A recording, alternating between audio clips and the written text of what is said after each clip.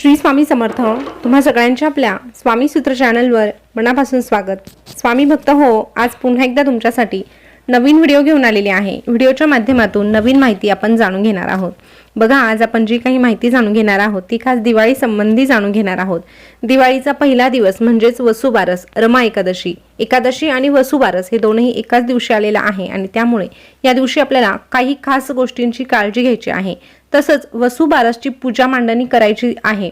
आता वसुबारसची पूजा मांडणी कशी करायची या संबंधीचा व्हिडिओ ऑलरेडी आपल्या चॅनलवर आहे, तो तुम्ही बघू शकतात. तशा पद्धतीने पूजा मांडणी करू शकतात. ही पूजा मांडणी करण्यासाठी आपल्याला फार काही लागत नाही. अगदी थोडक्यात सांगते. बघा, एक पाट मांडायचा, त्यावर आपल्याला बाळकृष्णाची आणि गणपती बाप्पांची मूर्ती ठेवायची. मूर्ती ठेवताना त्याखाली 2-2 विड्याची पानं ठेवायची. अशा पद्धतीने बाळकृष्ण आणि गणपती बाप्पांची स्थापना करून झाल्यानंतर गाय वासराची मूर्ती ठेवायची आहे. तुमच्या देवघरामध्ये गाय वासराची मूर्ती ही असायलाच हवी. अजूनही नसेल तर तुम्ही ती खरेदी करून आणू शकतात.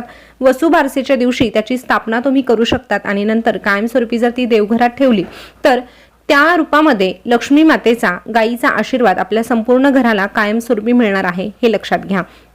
तर अशा पद्धतीने तुम्हाला गाय वासराची मूर्ती घेऊन यायची आहे.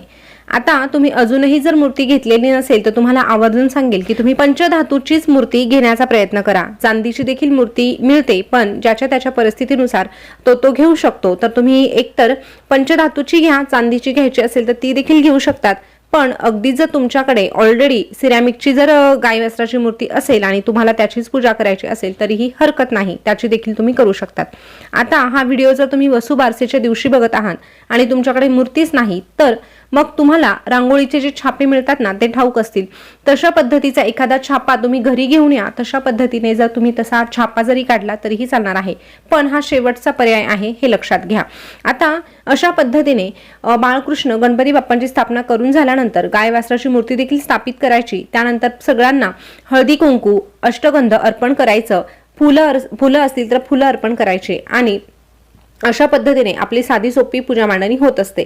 त्यानंतर धूप दीप दाखवून आपल्याला तुपाचा दिवा लावायचा आहे. वसुबारसेच्या दिवसापासून आपल्याला भाऊबीजेपर्यंत घरामध्ये तुपाचाच दिवा प्रज्वलित करायचा आहे, हे लक्षात घ्या. अशा पद्धतीने दिवा लावल्यानंतर आणि धूप दीप सगळं काही दाखवून झाल्यानंतर आपल्याला गुळाचा नैवेद्य दाखवायचा आहे. आता गाय म्हटलं तर आपण चणा डाळ आणि गुळाचा नैवेद्य दाखवत असतो, पण असं म्हटलं जाते की वसुबारसेच्या दिवशी गाय देखील आपल्या वासरांसाठी व्रत करत असते आणि त्यामुळे त्या गायीचं व्रतभंग होऊ नये म्हणून आपल्याला कुठल्याही धान्याचा नैवेद्य दाखवायचा नाही, तर आपल्याला फक्त गुळाचा नैवेद्य दाखवायचा आहे, हे लक्षात घ्या. तुम्हाला जो काही नैवेद्य दाखवायचा आहे तो तुम्ही रात्री नक्कीच दाखवू शकतात. मग तुम्ही त्यामध्ये गोडाचा पदार्थ, पुरणपोळी म्हणा किंवा इतर जे काही आहे ते तुम्ही बनवू शकतात. तर वसुबारसेच्या दिवशी अशा प्रकारे तुम्ही साध्या सोप्या पद्धतीने मांडणी करू शकतात. आता वसुबारसेच्या दिवशी आपल्याला 5 गोष्टी आवर्जून लक्षात ठेवायच्या आहे. त्यातली सगळ्यात पहिली आणि महत्त्वाची गोष्ट म्हणजे आपल्याला वसुबारसेच्या दिवशी अंघोळीच्या पाण्यामध्ये पंचगव्य टाकायचं आहे. पंचगव्य तुम्हाला कुठेही पूजा साहित्याच्या दुकानात मिळून जाईल. बघा, पंचगव्यामध्ये सगळ्या गोष्टींचा समावेश असतो ज्या आपल्या शरीरासाठी चांगल्या असतात, आरोग्यासाठी चांगल्या असतात. तसंच आपल्यातील नकारात्मकता घालवण्यासाठी देखील त्या गोष्टी खूप महत्त्वाच्या ठरत असतात. त्यामुळे पंचगव्य तुम्हाला घरी घेऊन यायचं आहे. पंचगव्याची छोटीशी पुडी तुम्हाला फार तर 10 ते 15 रुपयाला सहज मिळणार आहे. ती अगोदर आणून ठेवा आणि वसुबारसेच्या दिवशी अंघोळीच्या पाण्यात टाकून त्याने अंघोळ करा. निश्चितच तुम्हाला त्याचे सकारात्मक बदल दिसून येणार आहे. त्यानंतर दुसरी महत्त्वाची गोष्ट म्हणजे वसुबारसेच्या दिवशी आपण दुधाचे पदार्थ, दुधापासून बनवलेला कुठलाही पदार्थ खाणं टाळलं पाहिजे. मग त्यामध्ये दूध असू द्या, दुधापासून बनवलेली कुठलीही मिठाई असू द्या, ताक असू द्या, दही असू द्या, कुठलेही प्रकारचे पदार्थ जे आहे दुधापासून बनवलेले ते आपल्याला अजिबात या दिवशी खायचे नाही. हा नियम आपल्याला पाळायचाच आहे. बघा, वर्षभर आपण दुधापासून बनवलेले पदार्थ किंवा दुधाचा वापर करत असतो, पण फक्त हा एक दिवस असा असतो की या दिवशी आपल्याला या सगळ्या गोष्टींना सुट्टी द्यायची आहे. अशा पद्धतीने जर आपण त्या दिवशी दुधापासून बनवलेले पदार्थ किंवा दूध याचं सेवन केलं नाही तर निश्चितच गोमातेची कृपा आपल्यावर होण्यासाठी देखील मदत मिळत असते. तर ही काळजी आपल्याला घ्यायचीच आहे. त्यानंतर तिसरा जो उपाय आहे किंवा तिसरा जो प्रश्न आहे तो असा की वसुबारसेचा उपवास कोणी करावा. तर हे बघा, ज्यांना मुलं बाळ आहे त्यांनी तर आवर्जून हा उपवास करावा, पण ज्यांचं लग्न झालेलं आहे, अजून मूलबाळ नाही, त्यांनी देखील हे व्रत केलं तर चालतं. नक्कीच त्यांना संतती प्राप्त होण्यासाठी देखील मदत मिळत असते. या व्यतिरिक्त जर गरोदर महिला असेल तर तिला उपवास करणं शक्य होणार असेल तर तिने देखील हा उपवास आवर्जून करावा. बघा, वसुबारसेचा जर आपण उपवास केला तर आपल्या मुलाबाळांना चांगलं आरोग्य, उत्तम आयुष्य लाभण्यासाठी मदत मिळत असते, त्यामुळे आवर्जून वसुबारसेचा उपवास करायला हवा।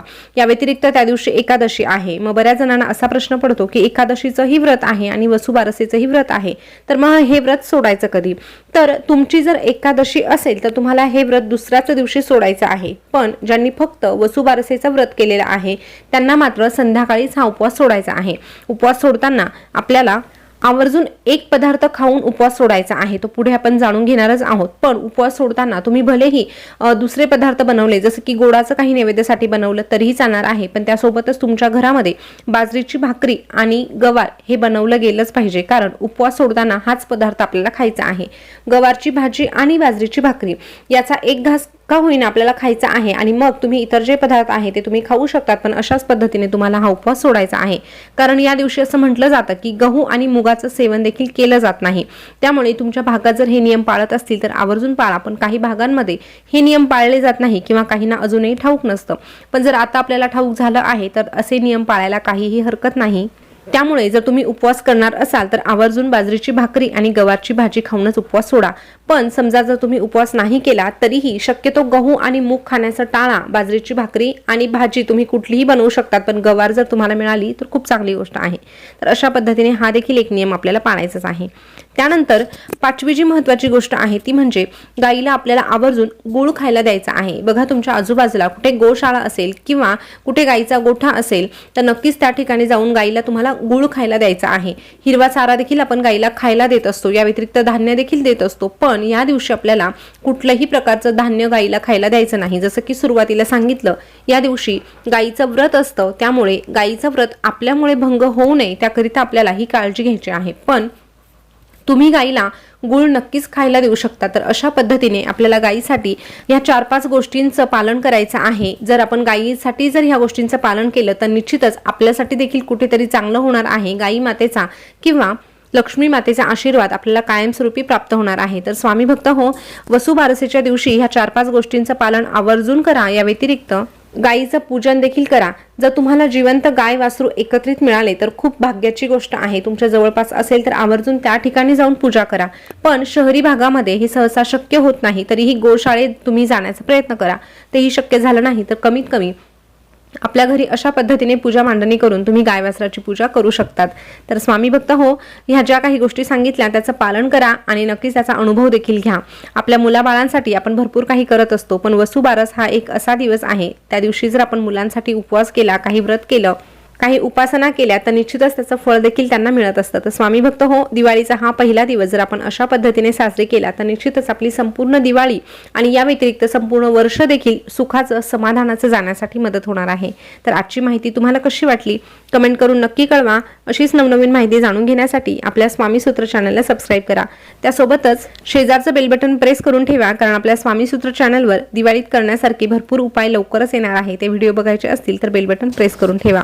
वसुबारसेची पूजा जर तुम्हाला बघायची असेल तर आपलं तुमची ताई हे चॅनल आहे, त्यावर तुम्ही जाऊन आपल्या पूजेचा संपूर्ण व्हिडिओ बघू शकतात। पुन्हा भेटूया नवीन व्हिडिओ सोबत नवीन माहिती घेऊन। तोपर्यंत बोलत रहा श्री स्वामी समर्थ, जय जय स्वामी समर्थ। श्री स्वामी समर्थ, जय जय स्वामी समर्थ। धन्यवाद।